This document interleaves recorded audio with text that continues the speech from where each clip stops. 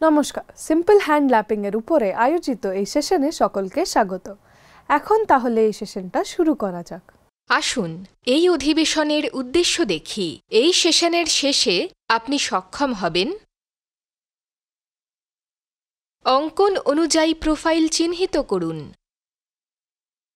অতিরিক্ত ধাতু দূর করার জন্য চেইন ড্রিল পদ্ধতিটি ব্যবহার করুন, ফাইল গো এন্ড এবং আকারের ক্ষেত্রে no go end, slip gauge দিয়ে গ্যাপ গো এন্ড এবং নো গো এন্ড চেক করুন,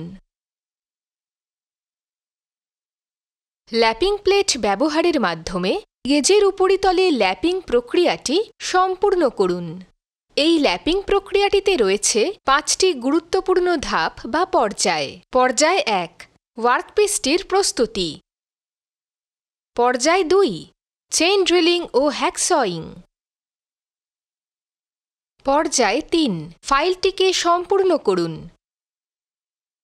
পর্যায় 4, স্লিপিং গজ ব্যবহার করে ওয়ার্কপিসটি পরীক্ষা ও পরিমাপ করে নিন।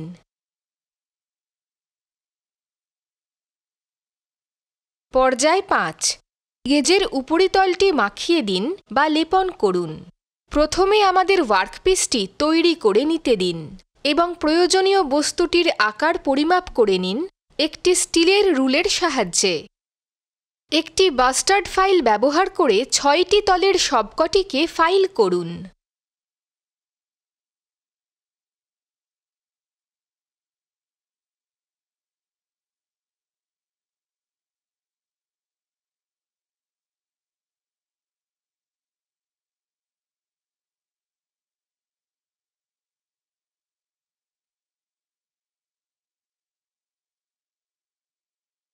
একটি ট্রাই স্কোয়ার ব্যবহার করে সমান্তরালতা এবং লম্বতা নিশ্চিত করুন।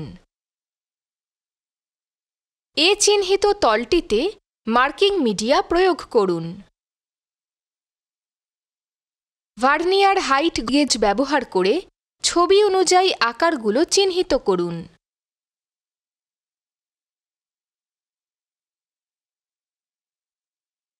একটি ডট পাঞ্চ এবং বল পিন হাতুড়ি ব্যবহার করে লাইনগুলি উইটনেস মার্ক করুন।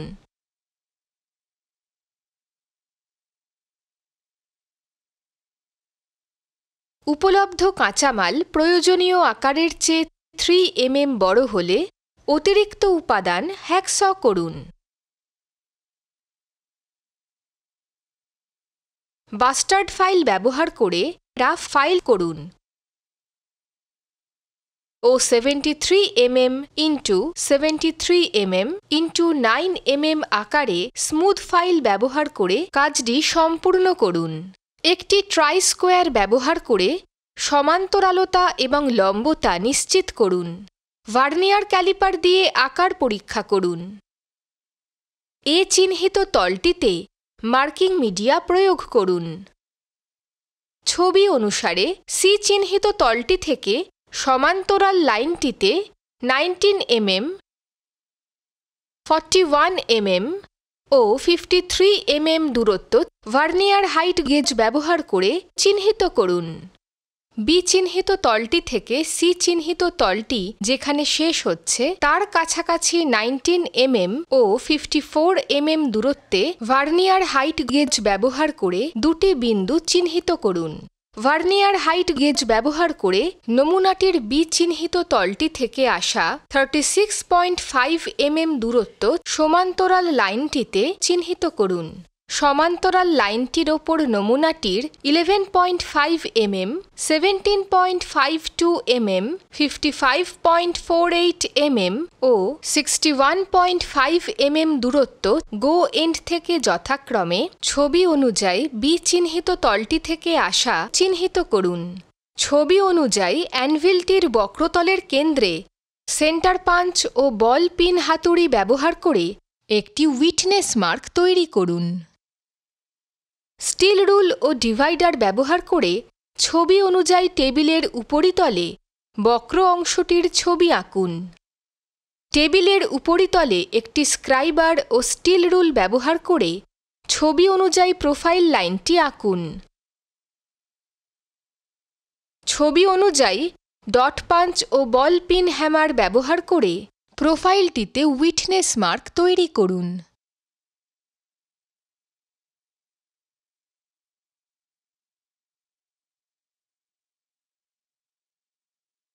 ছবিতে দেখানো পদ্ধতি অনুযায়ী অতিরিক্ত উপাদান বাদ দেওয়ার জন্য হ্যাকস ব্যবহার করুন বা করাত ব্যবহার করুন।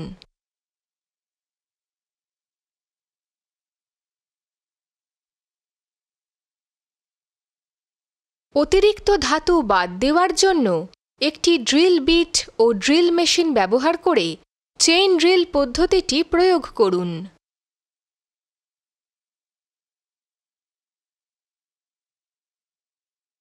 ছবি অনুযায়ী গো এন্ড থেকে হ্যাকস ব্লেড ও ফ্রেম ব্যবহার করে হ্যাকস করুন বা কেটে বাদ দিন।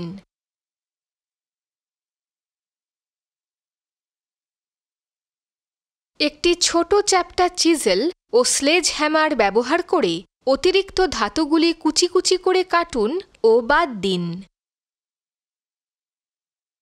প্রোফাইলটিকে বাস্টার্ড ফাইল ব্যবহার করে রাফ ফাইল করুন।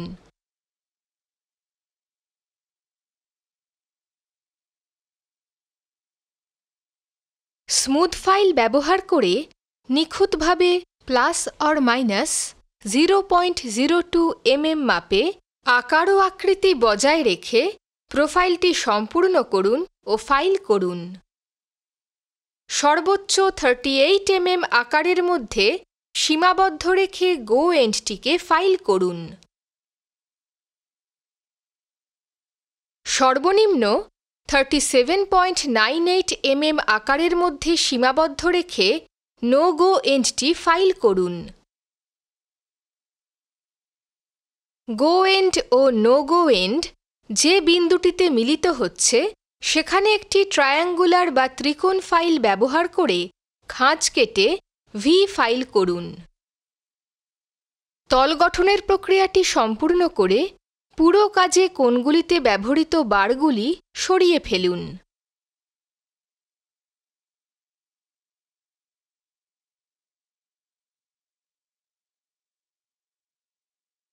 এখন গো এন্ড ও নো গো এন্ডের মাত্রার জন্য স্লিপ গেজ তৈরি করার প্রক্রিয়াটি আমাদের শিখতে হবে। ছবিটি অনুযায়ী স্লিপ গেজ ব্যবহার করে গো এন্ড এবং নো গো এন্ডটি পরীক্ষা করুন। 38 mm মাত্রার মধ্যে স্লিপ গজটিকে একত্রিত করে রাখুন।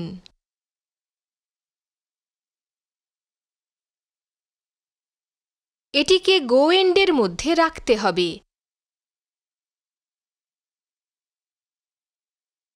কিন্তু এটি যেন নো গো এন্ডের 37.98 mm মাত্রার মধ্যে প্রবেশ না করে।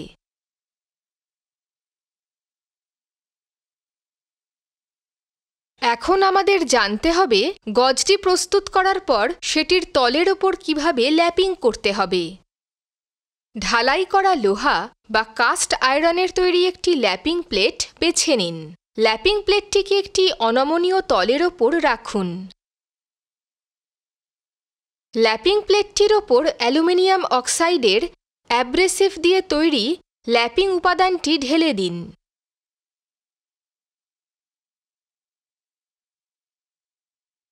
প্রস্তুত গেজটিকে ল্যাপিং প্লেটের ওপর রাখুন। ঢালাই করা ল্যাপিং প্লেটটির ওপর ল্যাপিং প্রক্রিয়াটি প্রয়োগ করুন।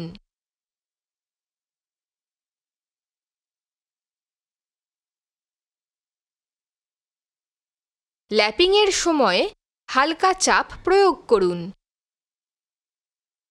ও নিশ্চিত হন যে তলের নকশাটি যেন হালকাভাবে ফুটে ওঠে। তৈরি গজটির অপর তলটিতেও আগের পদ্ধতিটি প্রয়োগ করে ল্যাপিং করুন। যখন সমস্ত তলটি ল্যাপ করা হয়ে যাবে তখন তলটিকে কেরোসিন দিয়ে পরিষ্কার করুন ও তলটিকে ভালোভাবে দেখতে থাকুন।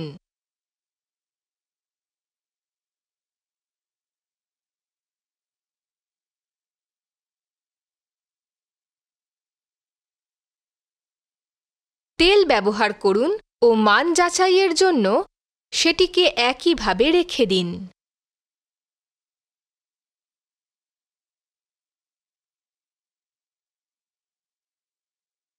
সংক্ষেপে আমরা শিখেছি: অঙ্কন অনুযায়ী প্রোফাইল চিহ্নিত করুন। অতিরিক্ত ধাতু দূর করার জন্য চেইন ড্রিল পদ্ধতিটি ব্যবহার করুন। ফাইল গো এন্ড এবং আকারের ক্ষেত্রে no go end. Slip gauge দিয়ে গ্যাপ গো এন্ড এবং নো গো এন্ড চেক করুন। ল্যাপিং প্লেট ব্যবহারের মাধ্যমে গেজের উপরিতলে ল্যাপিং প্রক্রিয়াটি সম্পূর্ণ করুন। সুতরাং এটি হলো সিম্পল হ্যান্ড ল্যাপিং। আজকে এই সেশনে এটির ব্যাপারে জানা হলো। আশা করি যে তোমরা সকলে এই বিষয়ে বুঝতে পেরেছ। পরের সেশনে আবার দেখা হবে।